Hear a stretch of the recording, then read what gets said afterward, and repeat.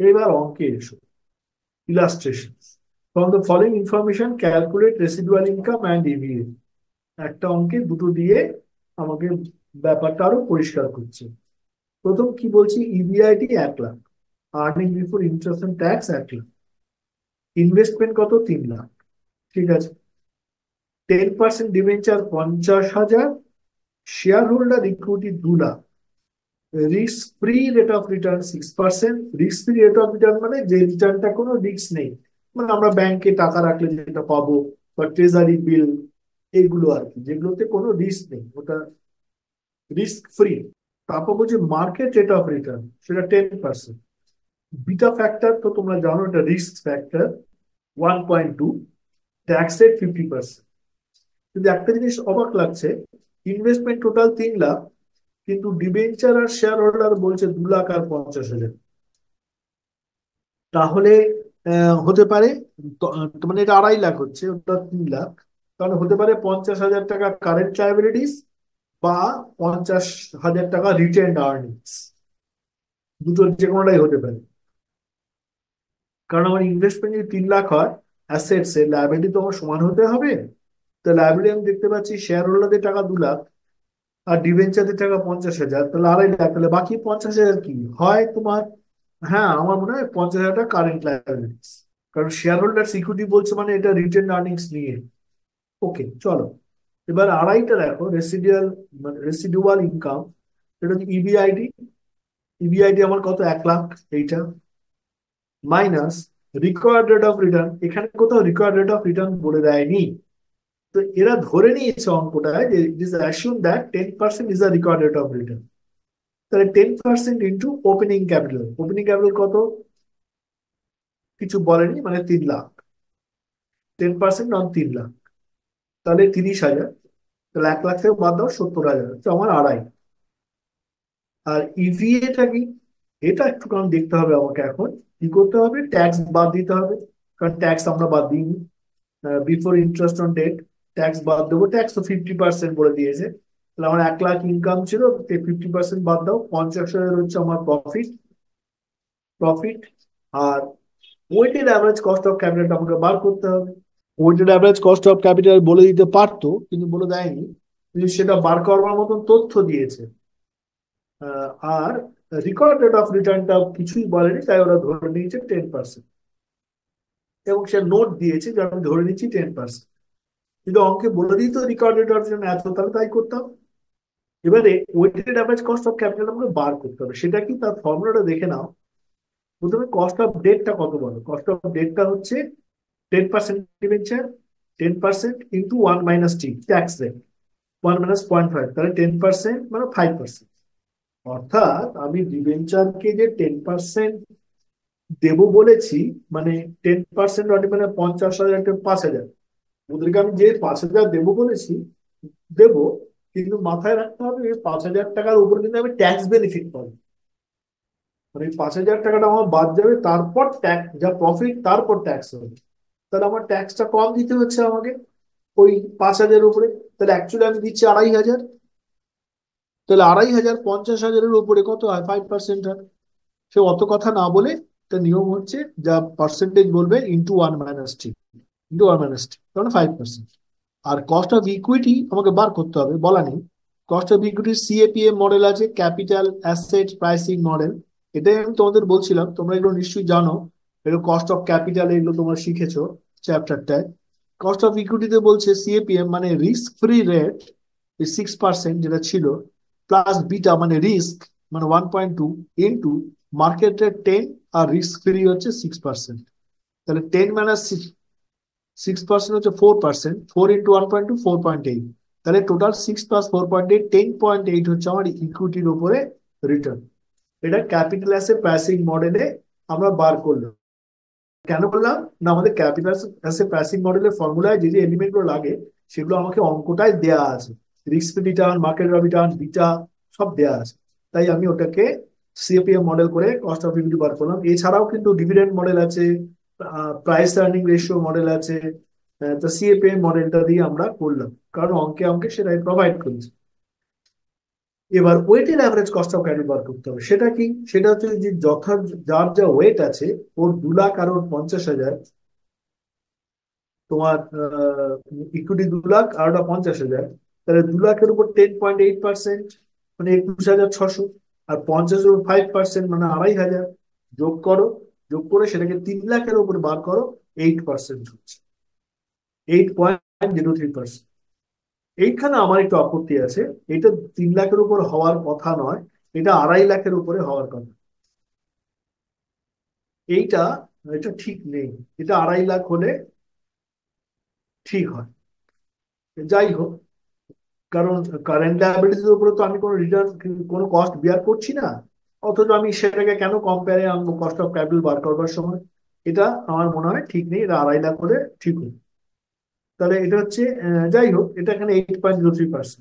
তাহলে আমাদের ইভিএটা হবে, ফর্মুলাটা ছিল যেটা, সেটা হচ্ছে আর্নিং আফটার ট্যাক্স, এই যে net operating profit after tax 50,000 minus 8.03% of 3 lakh. 3 লাখের উপরে 8.03% করে রাখো 25,910। তাহলে তোমার ইভিএ হচ্ছে 25,910, আর আড়াই হচ্ছে 70,000।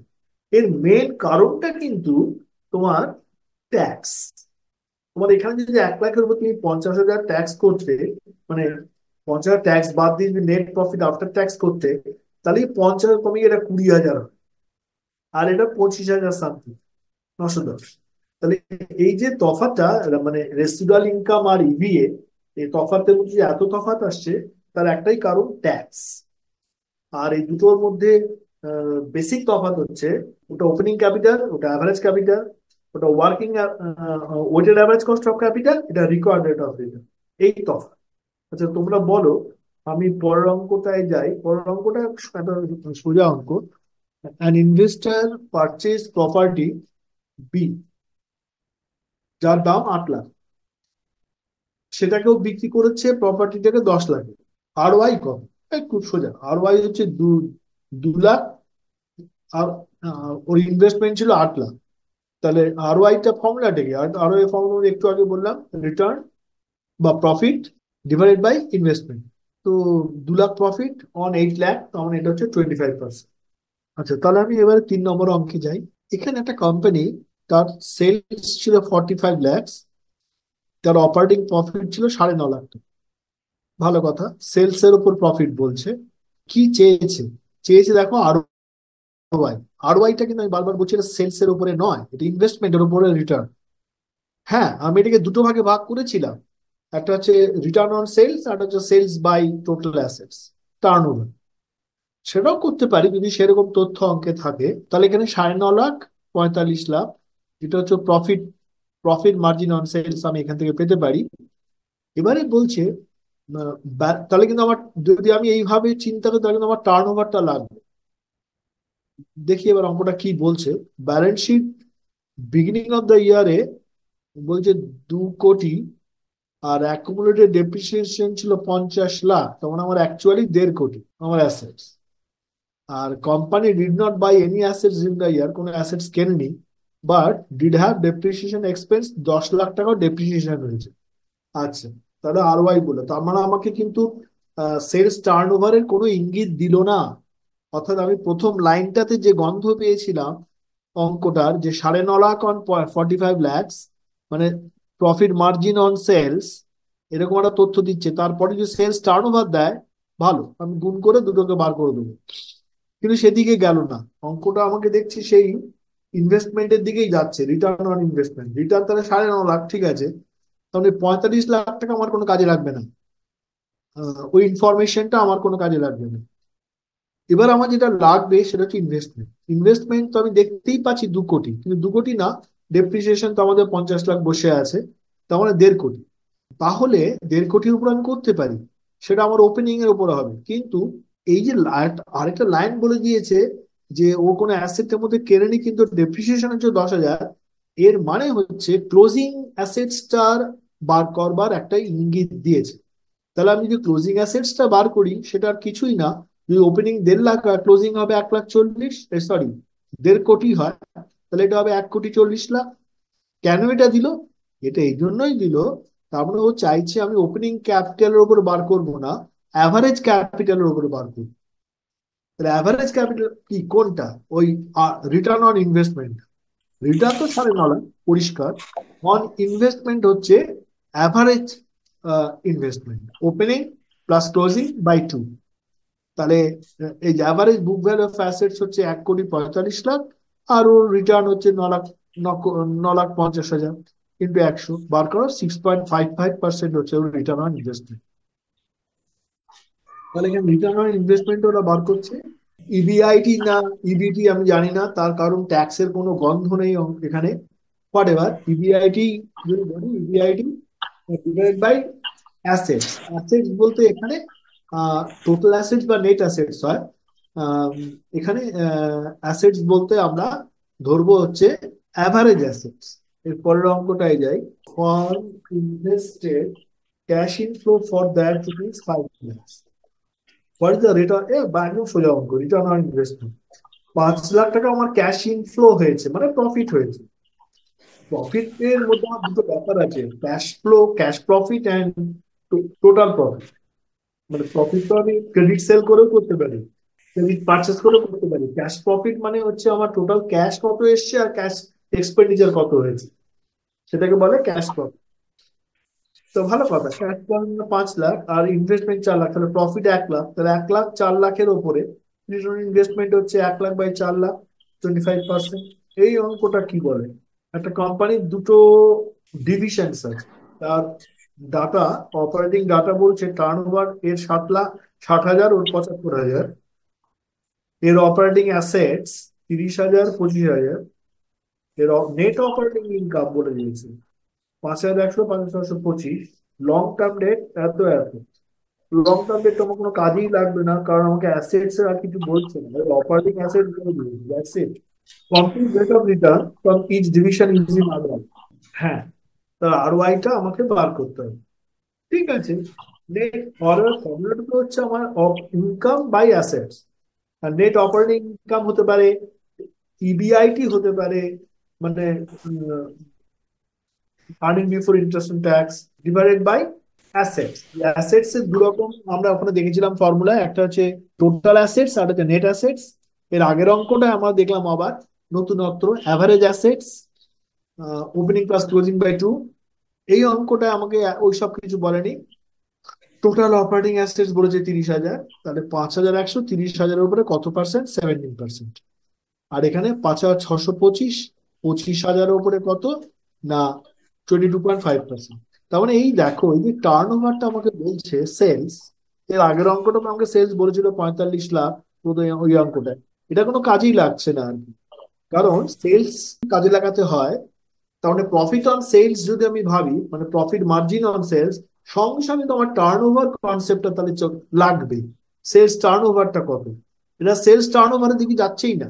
আচ্ছা, তাহলে এটা আমার হয়ে গেল সোজা, মানে 5,100 বাই অপারেটিং 30,000, 25,000, সোজা অঙ্ক হয়ে গেল। এই অঙ্কটা দেখো, এটা হচ্ছে economic value added for a company, 14 15 16 তিনটে বছরে এরা দিয়েছে। কি দিয়েছে? Capital invest 54,000 50,000 55,000। Weighted average cost of capital, যেটা এর আগে আমরা বার করলাম অত কষ্ট করে, risk free return into beta into market rate of return minus risk free return, একটু আগে বার করলাম সিএপিএম মডেলে। এখানে আমাকে বলেই দিয়েছে weighted average cost of capital, তারপরে নেট অপারেটিং প্রফিট আবার ট্যাক্স, সেটাও বলে দিয়েছে। তাহলে তো খুবই সোজা, আমি সোজা average cost of capital 8% on capital invested কত হয় বার করব, প্রত্যেকটার ক্ষেত্রে প্রত্যেকটা বছরেই। তার মানে 8% অন 54,000 মানে 4,320, এখানে 8.2% অন 50,000 4,100, 8.5% অন 55,000 4,675। এই তিনটে আমি বার করি, বার করে এবারে net operating profit after tax আমি জানি, এই বার করলাম, আমার বলা আছে। ব্যাস, এটাকে বলে ফিনান্স চার্জ, মানে weighted average cost of capital. তাহলে অপারেটিং প্রফিট থেকে ওইটা বাদ দিলাম, আমি পেয়ে গেলাম ইকোনমিক ভ্যালু অ্যাডেড। মার্শালের যে কনসেপ্টটা বলছিলাম, মানে মালিকের জন্য না, আমি বলছি ফার্মের জন্য কত টাকা পড়ে থাকছে। ফার্মের জন্য টোটাল আমার 7,500 প্রফিট, তার জন্য মালিকদের এবং ডেটদের দিতে হচ্ছে 4,320। এইটা হচ্ছে আমার ফার্মের প্রফিট, তাকেই বলা হচ্ছে ইকোনমিক ভ্যালু অ্যাডেড। এখানে নেগেটিভ এসছে, কমে গেছে। এখানে কি বলছেন, compute the residual income, okay, which had operating income 5 lakh, operating, এটা অপারেটিং এক্সপেন্স 2 লাখ না, ভুল আছে। Cost of capital is 10%। থেকে আমাদের ওখানে অ্যাভারেজ একটা রিটার্ন বলা হয়েছিল, কিন্তু এখানে আমরা কস্ট অফ ক্যাপিটাল বলছে চলবে, মানে এটা আমাকে দিতে হবে 10%, কিন্তু আমার 2 লাখ, 2 লাখ। আর অপারেটিং 5 লাখ, 5 লাখ মানে 2 লাখ, 3 লাখ হচ্ছে আমার আড়াই রেসিডুয়াল ইনকাম। হ্যাঁ, ভুল আছে, এটা ভুল আছে, এটা অপারেটিং এক্সপেন্স হবে না, এটা ইনভেস্টমেন্ট হবে। এখানে বলছে evaluate economic value added from the following information. ঠিক আছে, total assets 2 lakh, total liabilities 10 lakh, ভুল।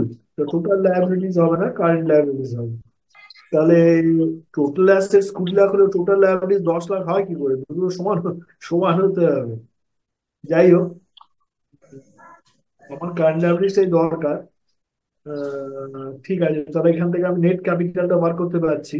2 lakh after tax, before tax 2 lakh, after tax 2 lakh, কোনো ট্যাক্স নেই।